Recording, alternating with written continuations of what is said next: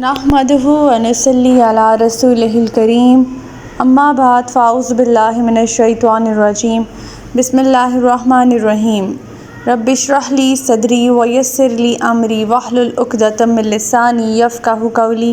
السلام علیکم ورحمۃ اللہ وبرکاتہ۔ صراط مستقیم میں آپ سب کو خوش آمدید۔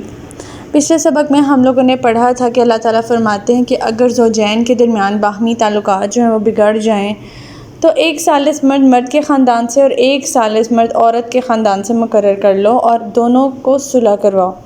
اگر وہ صلح کرنا چاہتے ہیں تو اللہ تعالیٰ بھی ان کے لیے آسانیاں پیدا فرمائے گا۔ پھر اللہ تعالیٰ فرماتے ہیں کہ اللہ تعالیٰ کی عبادت کرو، اللہ کے ساتھ کسی کو شریک نہ ٹھہراؤ، اور اپنے ماں باپ سے حسن سلوک کرو، قریبی رشتہ داروں سے حسن سلوک کرو، یتیموں سے، محتاجوں سے، قریبی ہمسایوں سے اور دور کے ہمسایوں سے، اور مجلس کے لوگوں میں اور جن میں تم بیٹھتے ہو، مسافروں میں، تمہارے ملک جو ہیں یعنی کنیز یا غلام، ان سے بھی اچھا سلوک کرنے کی اللہ تعالیٰ نے دعوت دی ہے۔ اللہ تعالیٰ اترانے والے، فخر کرنے والے اور متکبر انسان کو دوست نہیں رکھتا۔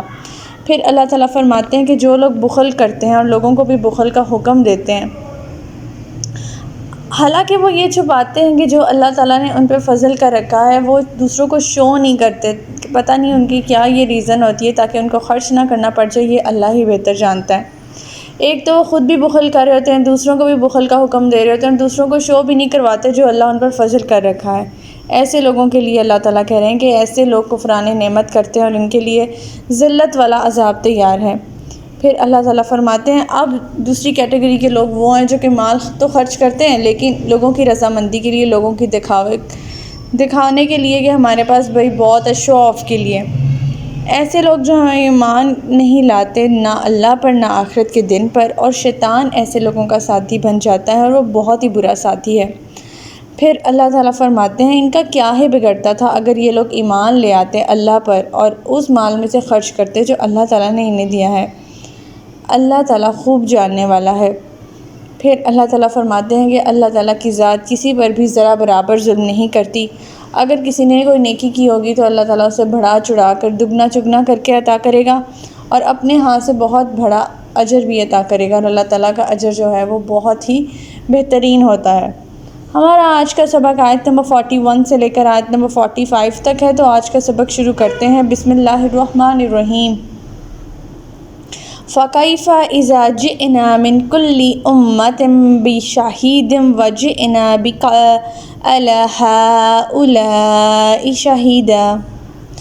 ذرا سوچو اس وقت ان لوگوں کا کیا حال ہوگا جب ہم ہر امت سے ایک گواہ لائیں گے، پھر ان گواہوں پر اے نبی آپ کو گواہ بنا دیں گے۔ اس آیت میں میدان حشر کی وہ کیفیت اور اللہ تعالیٰ کی عدالت کا ذکر ہو رہا ہے جب ہر امت میں سے ایک گواہ لایا جائے گا جو اس امت کا نبی ہوگا، اور وہ یہ گواہی دے گا کہ یا اللہ میں نے تیرا پیغام اور تیرے احکام امت کو منوان پہنچا دیے تھے، فلاں فلاں لوگوں نے تو اسے تسلیم کر لیا تھا اور فلاں فلاں لوگوں نے نافرمانی اور کفر کیا۔ لیکن اس امت کے نافرمان لوگ صاف مکر جائیں گے اور کہہ دیں گے کہ ہمارے پاس تو کوئی ڈرانے والا آیا ہی نہیں تھا۔ خاص طور پہ یہ ذکر جو ہے وہ حضرت نوح علیہ السلام کی قوم کے بارے میں کافی زیادہ روایات میں ملتا ہے، قرآن پاک میں بھی اس کا ذکر موجود ہے۔ پھر کیا ہوگا؟ اللہ تعالیٰ کے دربار میں جھوٹ بولنے سے یہ دغا باز لوگ باز نہیں آئیں گے اور اپنے نبی کی شہادت کو جھٹلا کر اسے مشکوک بنا دینے کی کوشش کریں گے۔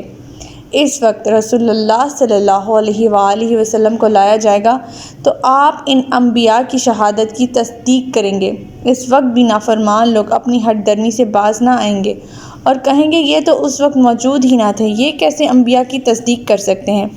اس وقت آپ صلی اللہ علیہ وسلم فرمائیں گے کہ میں نے تو منزل من اللہ وحی کی روح سے دنیا میں بھی سابقہ انبیاء کی تصدیق کرتا رہا ہوں اور آج بھی تصدیق کروں گا۔ اس آیت سے آپ صلی اللہ علیہ وسلم کی تمام انبیاء پر فضیلت ثابت ہوتی ہے، کیونکہ سابقہ تمام انبیاء پر شہادت دینے کا شرف صرف اور صرف آپ صلی اللہ علیہ وسلم کو حاصل ہوگا۔ آیت نمبر 42۔ یومئذ یود الذین کفروا وعصوا الرسول لو تسوی بہم الارض ولا یکتمون اللہ حدیثا۔ اس دن جن لوگوں نے کفر کیا اور رسول کی نافرمانی کی ہوگی یہ آرزو کریں گے کہ کاش زمین پھٹ جائے اور وہ اس میں سما جائیں اور اللہ سے کوئی بات چھپا نہیں سکیں گے۔ اب قیامت کا ہی منظر آگے اللہ تعالیٰ لے کے کنٹینیو کر رہے ہیں کہ جب اللہ تعالیٰ کے روبرو سب نافرمان لوگ شہادتیں ان کے اوپر مکمل ہو جائیں گی تو شہادتوں کی بنا پر ان کا جرم ثابت ہو جائے گا۔ تو اس وقت یہ لوگ آرزو کریں گے کہ کاش زمین پھٹ جائے اور ہم اس میں سما جائیں تاکہ اپنی نافرمانیوں کے برے نتائج اور عذاب سے نجات حاصل کر سکیں، لیکن ایسا ممکن نہیں ہوگا۔ کوئی بھی بات اللہ تعالیٰ سے نہ چھپا سکیں گے۔ آیت نمبر 43، یا ایھا الذین آمنوا لا تقربوا الصلاۃ وانتم سکری حتی تعلموا ما تقولون ولا جنوبا الا عابری سبیل حتی تغتسلوا وان کنتم مرضی او علی سفر او جاء احد منکم من الغائط او لمستم النساء فلم تجدوا ماء فتیمموا صعیدا طیبا فامسحوا بوجوہکم وایدیکم ان اللہ کان عفوا غفورا۔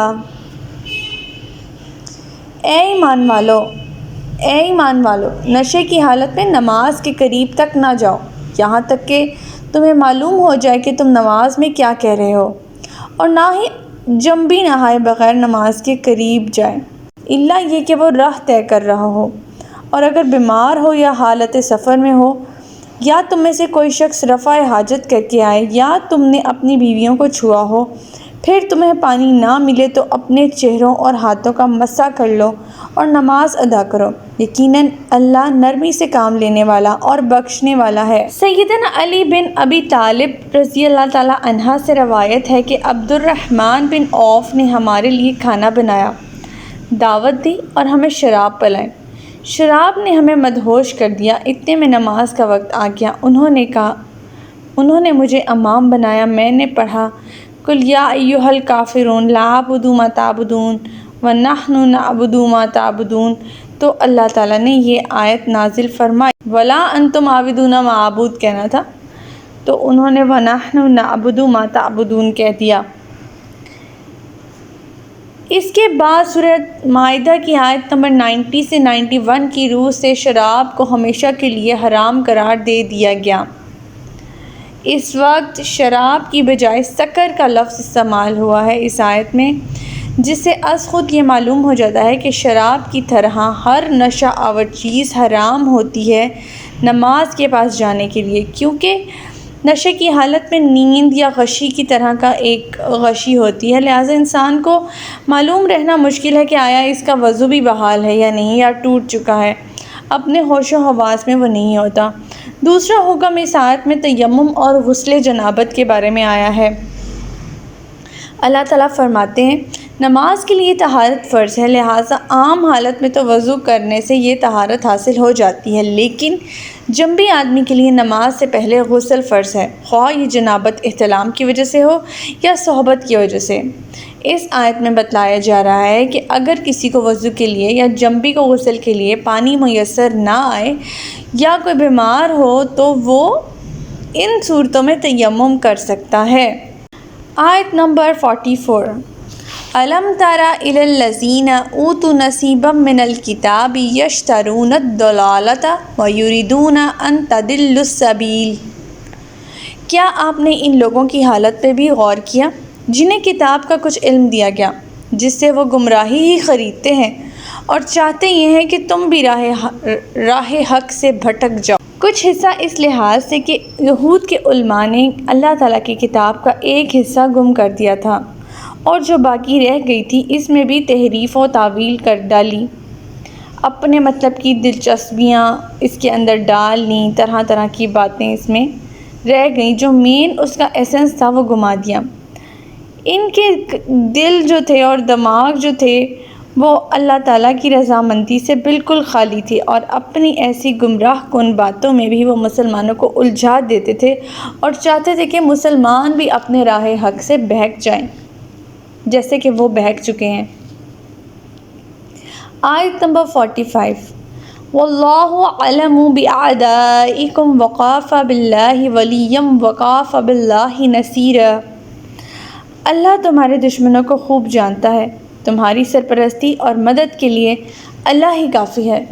یہاں اللہ تعالیٰ مومنین کو خوشخبری دیتے ہوئے فرما رہے ہیں کہ اللہ کو سب معلوم ہے کون تم سے بغض رکھتا ہے، کون دشمن رکھتا ہے۔ اب اگر ہم اسے پچھلی آیت کے ساتھ ریلیٹ کریں تو یہود کے علماء کی بات کی گئی ہے، کتاب کا کچھ حصہ جو چھپاتے تھے اور کہتے تھے کہ آپ بھی گمراہ ہو جائیں، آپ لوگ بھی بہک جائیں۔ اللہ تعالیٰ فرماتے ہیں کہ اللہ تعالیٰ خوب ان کے کرتوتوں سے واقف ہے اور تمہاری مدد، تمہاری سرپرستی اور رہنمائی کے لیے اللہ ہی کافی ہے۔ تو ہمارا آج کا سبق یہیں تک تھا۔ اللہ تعالیٰ سے دعا ہے کہ اللہ تعالیٰ ہمیں صراط مستقیم پر عمل پیرا ہونے کی توفیق عطا فرمائے۔ اللہ پاک ہمیں ہدایت دے کہ جس کے بعد گمراہی نہ ہو۔ ربنا لا تزغ قلوبنا بعد اذ ہدیتنا وہب لنا من لدنک رحمہ انک انت الوہاب۔ سبحانک اللہم وبحمدک استغفرک واتوب الیک۔ السلام علیکم ورحمۃ اللہ وبرکاتہ۔